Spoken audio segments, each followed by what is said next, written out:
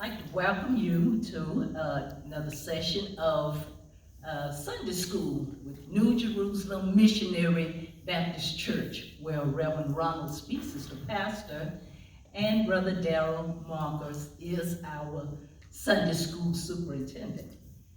We have a wonderful lesson today coming from Genesis, the 37th chapter, and the title of our lesson is Issues of Love. Issues of Love. And when I looked in the dictionary, issues is a result or consequence or a point under dispute, an issue, when you have an issue.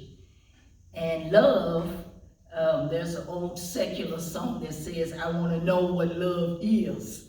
If you want to know what love is, the Bible gives us a definition, of true love. That's found in 1 Corinthians, the 13th chapter.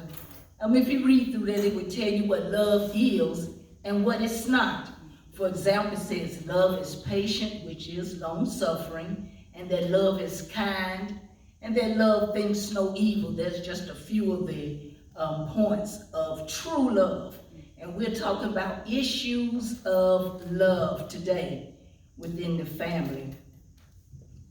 Our lesson starts off at Genesis, the 37th chapter, with the second verse, which says, These are the generations of Joseph, Joseph, being 17 years old, was feeding the flock with his brethren, and the lad was with the sons of Bilhah and with the sons of Zilpah, his father's wives. And Joseph brought unto his father their evil report. Now I'd like to give you some history about Jacob's wives. How did Jacob get wives? How many wives did Jacob have? Well, he had 4. And how did all of that happen? Well, we go back to Jacob's younger days, when he went to to live with his uncle. He had to leave home because he tricked his father, pretending to be his older brother. He did that in order to get his inheritance. And of course, that started up a feud with his brother. His brother said he was going to kill him for it. So his mother sent him to her brother to stay for a while, to stay until Esau cooled off. So Jacob went to stay with his uncle Laban. And while there, he met his cousin Rachel. Fell in love with her. I guess you could say they were kissing cousins. But he fell in love with Rachel, and he wanted to marry her. And he made an agreement with his uncle Laban to work for Rachel so he could marry her for 7 years. Back then you had to give a dowry or something. Jacob didn't have anything, so all he had was his good health and strength, so he agreed to work for Rachel. 7 years. And the Bible tells us that Jacob served 7 years for Rachel, and they seemed unto him but a few days for the love he had to her. Just think of that. Man loved her so much, even though he worked 7 years, it was just like a few days. We're talking about love. So anyway, he served his time, and he's ready for his wife, and his uncle Laban made the feast, and invited everybody in. And back then, the wedding veil had to be much heavier than what we wear now, because he couldn't see the bride. And unbeknownst to him, his uncle switched. Instead of Rachel being the bride, it was her older sister Leah. Of course, Jacob didn't find that out until the next morning. He looked at the love of his life, and instead of seeing that pretty Rachel, there was her older sister Leah. And of course, he went out there upset and asked his uncle why, and which his uncle told him that the custom was that the younger sister shouldn't marry before the older one. And also what happened here was Jacob reaped what he sowed. Galatians 6 and 7 tells us, Be not deceived, God is not mocked. For whatsoever a man soweth, that shall he also reap. Now 7 years earlier, Jacob had tricked his father. father by pretending to be someone else. And whenever you reap it, always going to come back worse. And somebody gave it back to him by marrying up with somebody else, pretending to be someone else. But anyway, Jacob made an agreement. His uncle said, well, you have her, but you can have Rachel. Work for me another 7 years. And of course he did, because he loved Rachel and he wanted Rachel. So, of course, when Jacob married Rachel, of course he loved her more than he loved Leah. He didn't love Leah at all. Like I said, Leah was in the marriage because of Dad. So that's 2 wives for Jacob.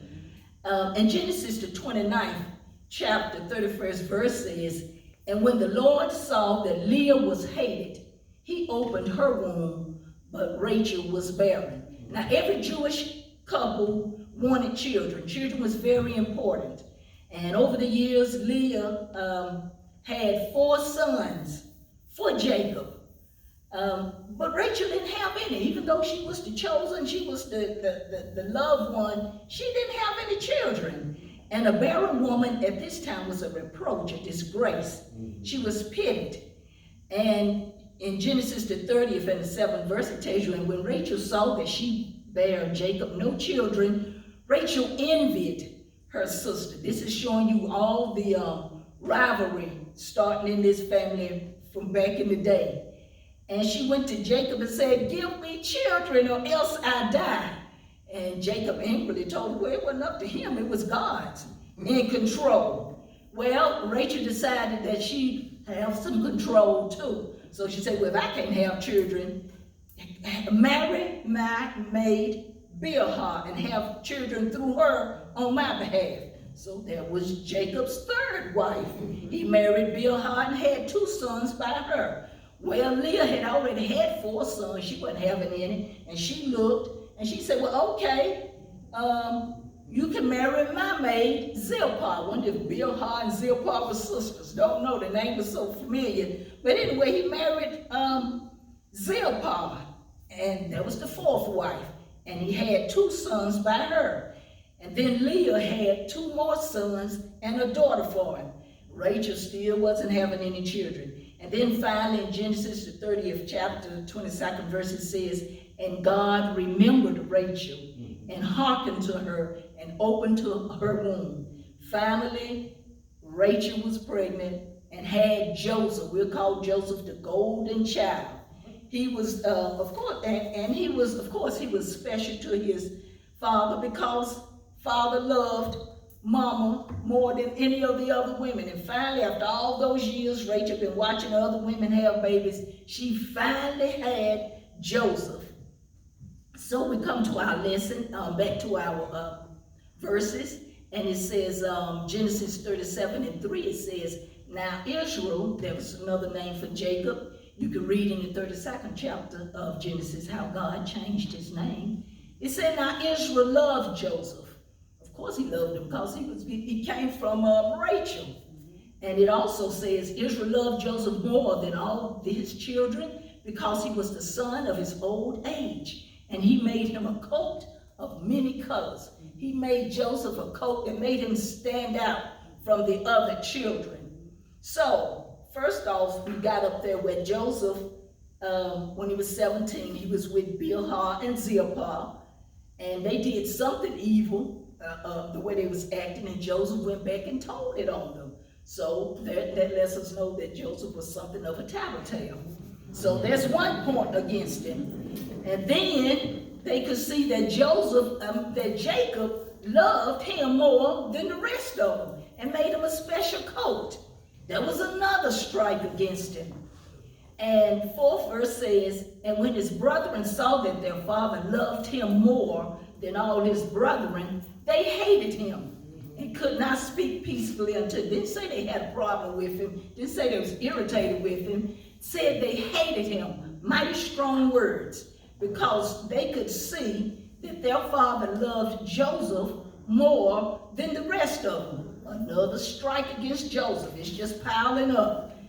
And then the 5th verse says, and Joseph dreamed a dream, and he told it his brethren. And they hated him, yet they already hated him. But then when he started dreaming these special dreams, they hated him even more. Now these dreams were authentic. They were a God-given gift. But when God gives you a gift, you also need wisdom in knowing how to use that gift. Joseph was just a teenager. He didn't have wisdom. So he told them about the dream. And he said how, behold, we were binding sheaves in the field, and lo, my sheaf arose and stood upright, and behold, your sheaves stood round about and made obeisance to mine. Well, so what he said was, we was out there gathering up the wheat, barley, whatever, and all of a sudden the sheaves took on, the grain took on human qualities. Mine stood up, and yours bowed down before mine. Well, now I got upset and they said, what? We bowed down. I mean, now these are grown men. They were grown when Joseph was in diapers. And you telling us we're going to bow down to you. They already couldn't stand him. And then he's going to tell them that. They say they hated him yet the more for the dreams. And Joseph had another dream. It's coming from God now. They're authentic. But he just didn't mean he needed to tell everybody. But he did. Dreamt another dream about how the sun and the moon, which represented his father and his mother, and the 11 stars bowed down before him. And his brothers picked up on that. The 11 verses said, and they envied him. So this stuff is just chalking up against Joseph, all of this. So going further down in the 37th chapter of Genesis, it says that his brother took his father's flock. They were supposed to take it to Shechem to feed them. And his father called him, with his brothers went on without Joseph. And his father decided to send him to check on them. Now, if something happened in the 34th chapter of Genesis, if you read it there, you'll see why his father may have been concerned about his brothers, because in the 34th chapter, something happened with Jacob's daughter Dinah, and her brothers did something in Shechem. And that's why their father was concerned about him, maybe, and wanted to know about him. And he sent Joseph to check on to see if they was all right. That's an interesting story in the 34th chapter. Can't get into it now, but read what happened with Dinah, why Jacob might have been concerned about his sons going there. But they went there. They may have went there, but they didn't hang around. They went on a little further. Joseph went there, and a man saw him walking around and asked him, and he told him he was looking for his brothers. And the man told him, well, they went on the Dothan. It's about 20 miles on the way. They went to Shechem, but they didn't hang around there. And if you go read the 34th chapter, you will see why they probably wasn't welcome at Shechem. So Joseph went on further, looking for his brothers. And they were far off, and they saw Joseph coming. You couldn't miss him in his coat, that colorful coat. They could see him out across the field. You couldn't miss him in his fine coat. And they say, here comes that dreamer. They were talking about him before he got up there with him. And they say, we'll see what become of his dream. They made up their minds that they was going to give him a nightmare. They say, let's kill him. Now these grown men, they are really, they just got too much hatred in their heart for this to be their brother. And they was going to kill him. But the oldest of the other men, Reuben, he spoke up. He said, no, don't kill him. Just put him here in a pit. And his plan was, get him. They didn't want him around him, watching him so he could go back and tell it. They just wanted to put him in the pits, and Reuben was going to go back later on, pull him out, and take him to his father. That was the plan. Well, Reuben went away. He left. They got Joseph, and the first thing they did was they took off that coat. They couldn't wait to get their hands on him. They took that coat off of him, that fine coat, and they did put him in the pit. And then Reuben went off. Don't say where he went, but he left them there. And while he was, there's a saying that while the cat's away, the mice will play. And they sat there eating, showing how mean they were. They didn't think about trying to feed Joseph. He was stuck down there in the pit, and and they just as mean they want to feed him. And he was calling out to them, of course, to pull him up out of the pit. And they knew that they couldn't let him go home because he was going to tell their father for all the world. He was going to tell their father what they had done to him, how they had took that coat off of him and thrown him down there in the pit. So they couldn't let him go home. So they sit there talking. Reuben was gone, and they was trying to figure out what to do about Joseph. Well, they looked off and they saw a caravan coming of Ishmaelites, and knew that they were on their way to Egypt to sell things. And Judah came up with the idea. He said, since Reuben didn't want them to kill him, thank God for Reuben, he said, well, let's sell them. We'll make a profit. We'll get rid of the nuisance and we'll make some money. It was deal of the century. They get money and they'll be rid of him. So that's what they did. They sold him for 20 pieces of silver. There was 2 pieces of silver for everybody, plus Reuben, whenever he got back, there would be some hush money. So they pulled Joseph up out of the pit and sold him. Oh my goodness, what a hard heart, what hard hearts. And Joseph was taken on to Egypt. And then when Reuben came back, Joseph was missing. Joseph was gone. They had sold him. Just so hard-hearted. It shows you how bad feelings can build up in a family if they're not addressed. It should be where mom and dad, when they see something going on with the children, they should speak up and help bring the peace. But those bad feelings were allowed to just grow and multiply until they manifested into where these men wanted to kill their brother. And that's taking it really far when you want to kill your own family. And then they didn't kill him, but to sell him into slavery. That was really hard-hearted. We're talking about issues of love, issues that can pop up when a difference is shown in families, when mom and dad make the difference between children. Now, of course, there was differences because of the way it started off with Leah and Rachel, and then the 2 handmaids, Zilpah and Bilhah. You get all this rivalry was in there. And of course, the mothers passed the rivalry down to their children. And it just festered and grew until it turned into hatred. And these brothers turned against their younger brother.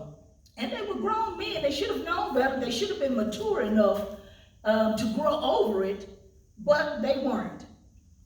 So Joseph was sold into slavery. But over all of this, God is watching. If you read the story, you can see where God watching over all this mess, where he was going to take it and bring some good out of it. No matter what people do, God can bring good out of messes. Only God. God is watching. So they sold him. So we'll stop our lesson right there. We stop right there, but you don't have to stop. You're free to go back and read. This is one of the most fascinating stories in the Bible about Joseph and his brothers. Fascinating reading, and to see how God just took this and turned this around. Now, this issue, as we talk about issues of love issues, the 10th commandment is thou shalt not covet. Covet is wanting something that belongs to someone else. And we need to be careful about jealousy. Jealousy would make us act ungodly, make us talk ungodly, make us think ungodly. And whatever we do, when we do these ungodly things, then we're setting ourselves up to reap it. Because just as Jacob reaped, we reap good or bad. and it's best to reap good, and however you reap it always come back. So you have to be careful with your jealousy and envy, because again, Galatians 6:7 says, be not deceived, God is not mocked. For whatsoever man soweth, that shall he also reap. So things will come back to you. So be careful about wanting what other people have. Be satisfied with what the Lord has already given you. If you see jealousy building up in your heart, it's best to pray and ask God to deliver you from it before you act out. Because if you allow these things to just fester in your heart, they will grow if they are not addressed. And also what parents need to be careful of is to not make such a difference in the children. I know you can't love them all just the same, but love them and don't make such a big difference. Jacob did that by making Joseph a coat, and he was next to the youngest, because Joseph did have a younger brother, Benjamin. But by dressing that young man up like that, it just lifted him up above the other boys and just made them feel like they didn't matter as much, which would have been nice if they'd been mature enough to be able to grow over it, but they didn't. And also, it's good when parents, when you see that rivalry, it's good to step in and bring the peace between your sisters and brothers.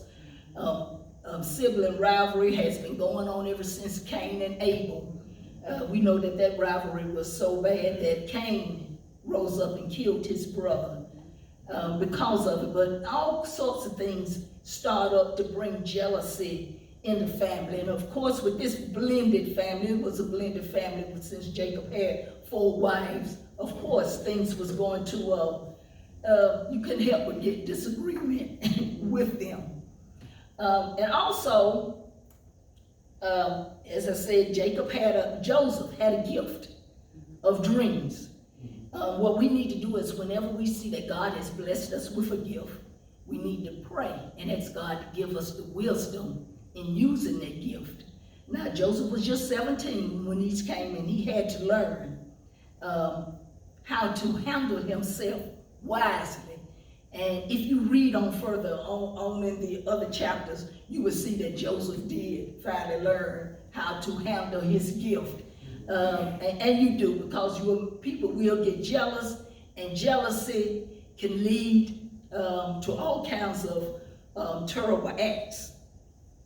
So it's good to have a gift. You should thank God for your gift, but you should also pray and ask God to give you the wisdom with that gift, so you won't turn people off, or so you won't frustrate folks with your gift.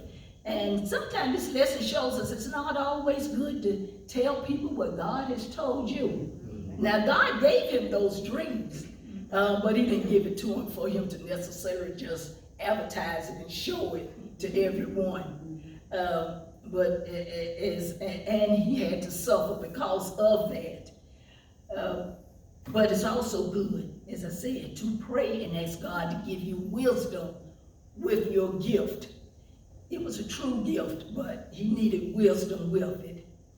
So as we wind up our lesson, be careful of jealousy, wanting what someone else has, because it will lead you to do things that you should not do. And when you go against other people, like I say, this is something that you will have to reap. It will come back to you. And this lesson also lets us know that whatever mess we make, God can, and he will bring a miracle. God can bring a miracle out of our messes. We can't make a mess too bad for God.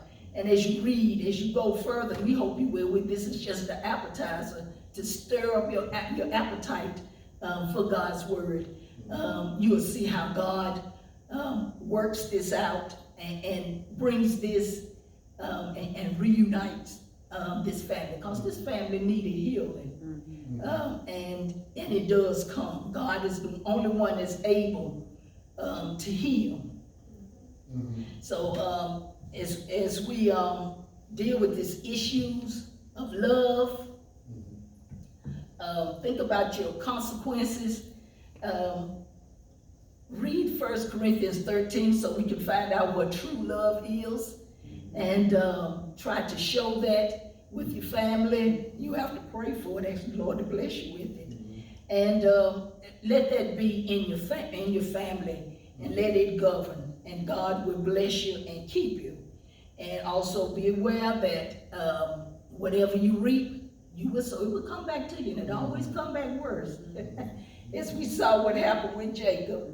He tricked his father, and then he was tricked when he was cheated out the love of his life. Of course, he got it later on, but he had to go through something to do that.